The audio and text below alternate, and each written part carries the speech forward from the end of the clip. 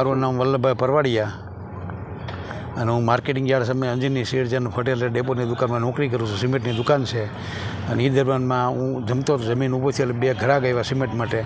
એક થેલી સિમેન્ટ મારે જોઈ છે, 500 નોટ મને આપી. મેં ગલ્લો ખોલ્યો અને ખોલ્યો એટલે ભાઈએ જોયું કે પૈસા આમાં છે એવું લાગ્યું અને એટલે હું એને સિમેન્ટ બતાવવા ગયો તે પૈસા લઈને ભાગી ગયા પાછળથી. કેટલા જણા હતા? 2 જણા. કેમાં ભાગી ગયા? એ રિક્ષામાં. પૈસા કેટલા લઈ? 98,000.